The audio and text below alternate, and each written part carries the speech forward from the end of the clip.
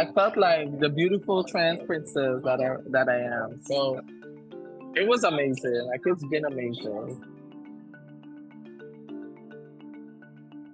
I was definitely more than a closeted gay man, but it was hard since the country doesn't really have much resources and so forth to support anything of a trans person. And that's why I also mentioned like the trans community in Guyana, most of them are sex workers and they're actually treated unfairly in the streets. That's why I said I didn't really want that for myself. That's the Yeah, thing with being super closeted.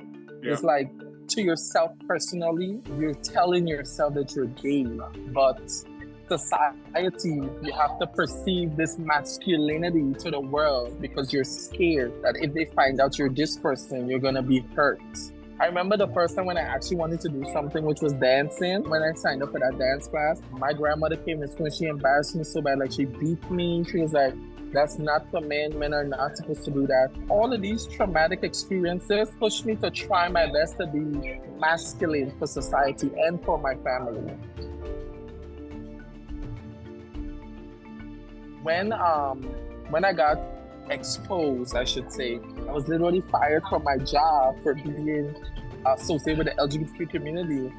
And then my family actually kicked me out. I came home and I saw all of my clothes in the street. And at that moment, I knew to myself that I needed to get out of Guyana.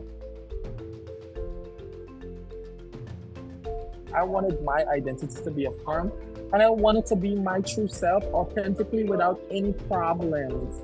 So when I first connected with Caribbean Equality Project, I used to go to their Unchained support group, which is one of the longest programs in the organization.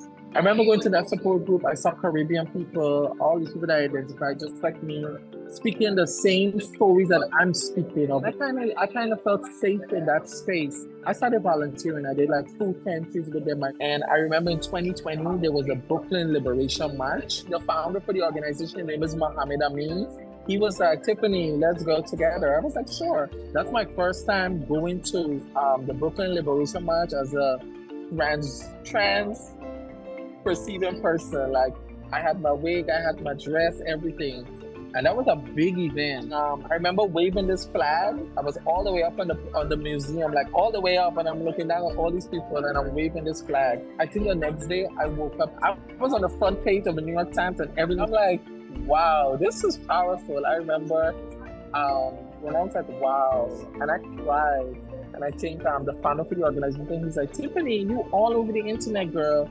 Is this something that you want to do? Like, do you want to like do trans-led work, like activist work? And I sat there and I'm like, I'll let you know. Then I called him back and I was like, you know what? I want to do this. Many people can say this work is exhausting, but this is something that we need to do as human beings because we have to stand up for ourselves. We protect ourselves. And it's time that we actually apply some pressure to the systemic barriers that is around us. And one thing new that I've been doing now is legislative advocacy. I've actually been to Albany and where I was really instrumental in helping pass the Safe Haven bill.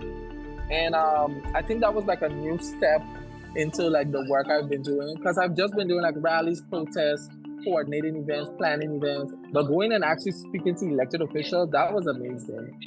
And I honestly still want to do this work 100%.